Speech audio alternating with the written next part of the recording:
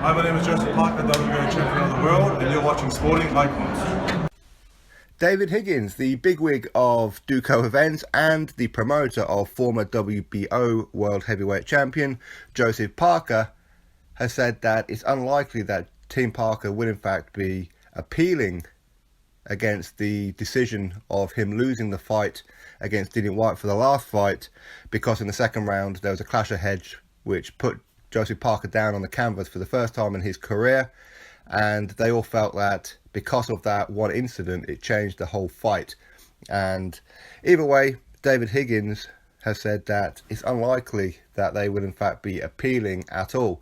Of course, the appeal thing come out via Kevin Barry, I believe. But anyway, we'll go straight into David Higgins' statement. He's confirmed to me that he wants to fight for another 5 years. In terms of us appealing, I don't think we will. I think we've grounds to appeal the WBO rules, etc., but we're going to take the high ground. Joseph will probably have a fight to rebuild as such, and then look to come back in the UK, I would hope. If we were offered to get a rematch with Dillian Whyte, we'd take it. Whether Dillian is ready or willing to take a rematch, I don't know. But I think even he will be aware that a concussed Parker nearly came back and got him at the end. So he would probably see it as quite a high-risk fight. I briefed Eddie Hearn on our plans confidentially, and we're in a good space. He's been great to deal with and continues to be accessible and great to deal with. It's the epicenter in the heavyweight division, so we would like to be back in the UK rather than later. Eddie's DAZN deal opens up in the United States in quite an exciting way. For us, that's a sort of next year stuff at the moment. Eddie and I tend to agree that Joseph's stock value in the UK wasn't dented because of the way he valiantly came back and nearly won. Once he's rebuilt a bit, he's still an A-grade boxer in that market.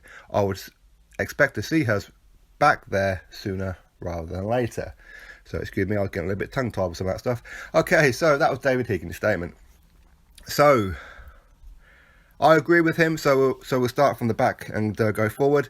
I agree that Joseph Parker's stock has not been dented at all.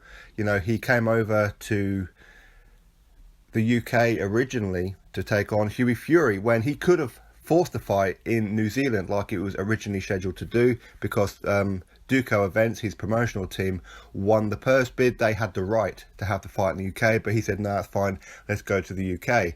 I don't think that they really expected for Mick Hennessy to put the World Heavyweight title fight on YouTube.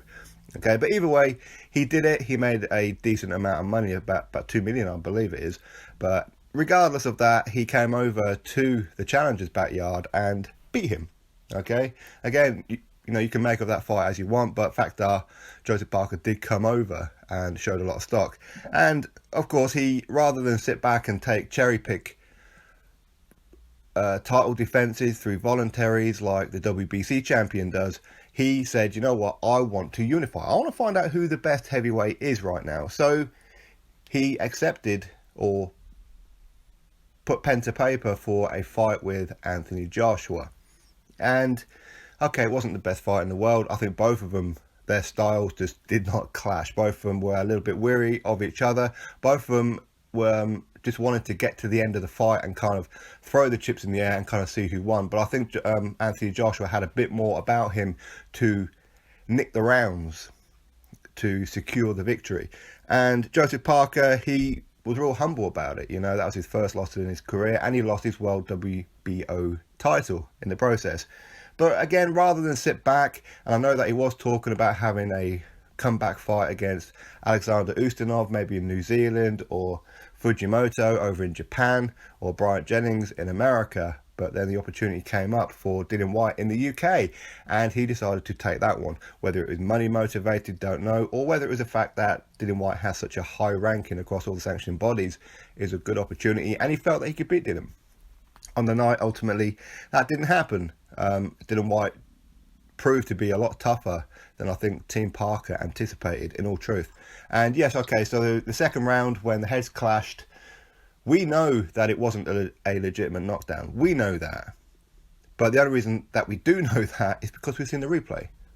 When you, me, and everybody else, when we watched it live, it looked like, for all intents and purposes, Dillian hit Joseph Parker, and he went down. That's what it looked like. And that would have been the same for the referee at that time.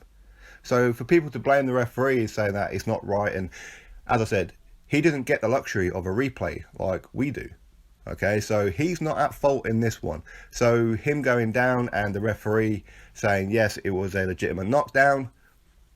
Okay, maybe his positioning wasn't the best. Maybe he did see a clash of heads. I don't know. But when I seen it live, I was like, damn, Joseph Parker has just been knocked down for the first time in his career. And I think most people did as well. It wasn't until the end of the round, when the guys are sat there on the stool, they showed the replay, and from all the angles it looked like Dillian Whyte dropped him, but then one angle showed quite clearly it was a clash of heads that done it. Okay, so as I said, that is not uncommon. These things happen. Okay, it's not like Joseph Parker has never had things go for him in the past. Okay, all fighters have it. Either way, to be sure of it, round number 9, Dillian, after dominating the fight from that point, let's be honest, drops him with a huge left hook. And Joseph Parker goes down hard.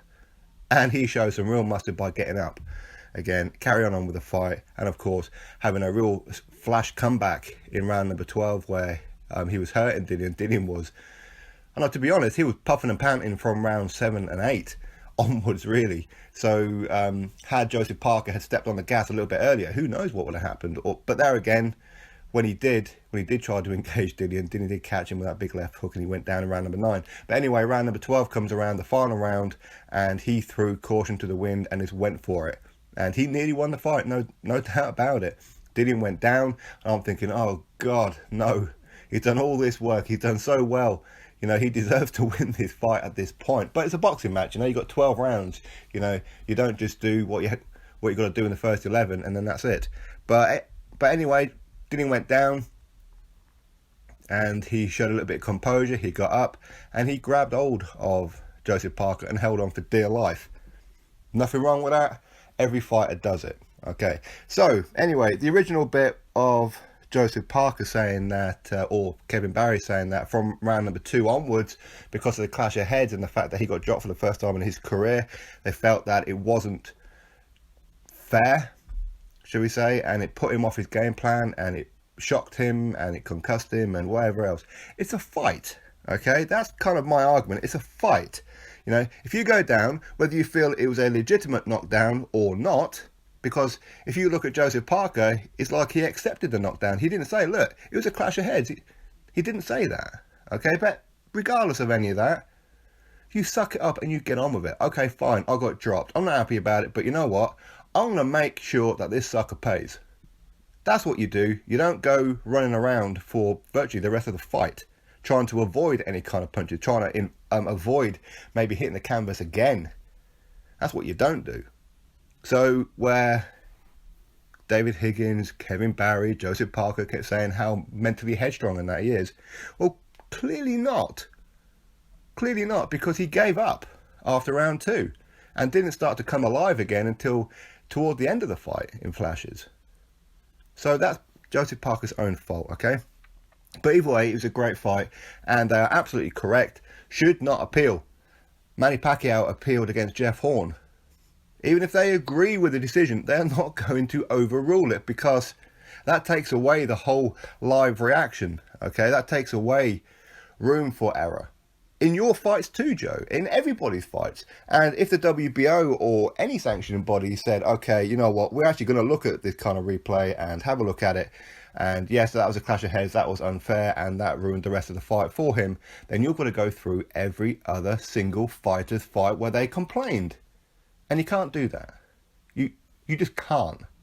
You know, I mean, should they overturn the result for Cassius Clay versus Henry Cooper? When Henry Cooper cracked him good, so Muhammad Ali, or Cassius Clay at the time, went down and got saved by the bell. Should they do that? No, of course not. I mean, there's plenty of situations where heads get clashed, and all these fighters then, from then on in, will say, you know what, that changed the whole point of the fight for me. No, I didn't go down, but, you know, that headbutt, it shocked me, it cut me a little bit, so therefore, that fight should be called a draw or a no contest. It's ridiculous. You suck it up and you get on with it is what you do. You don't let that one incident ruin the rest of the fight for you. You don't do it. So anyway, I do agree with David Higgins. As I said, I kind of went off on one there. That Joseph Parker's stock has not dropped. Okay, he's very, very popular here in the UK. He showed warrior spirit.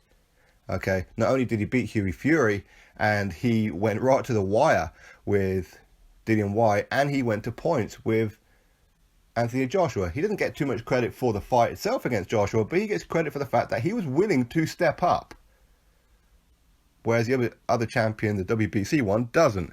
And the DAZN deal, okay, fine. Maybe we could see him on DAZN, but it's unlikely because I believe that any kind of fight that Joseph Parker has in the States has to be top rank. I believe he's contracted to them, unless of course that's expired now, I don't know. But I would love to see Joseph Parker come back to the UK. A rematch, sure, why not? Why not indeed? If not, come and take on Derek Chisora. We have plenty of fighters over here. Tony Bellew, why not?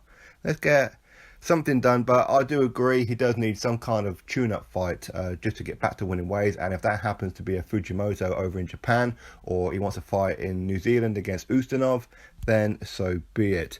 So good luck to Joseph Parker. And they're absolutely right. They should not be appealing. And yes, they should take the high ground, as they call it, even though it's not really. But anyway, you drop your thoughts below about all this. I think this video went on for quite a bit longer than I thought. Anyway, drop your thoughts below, click that thumbs up, subscribe. Catch you all on the next video.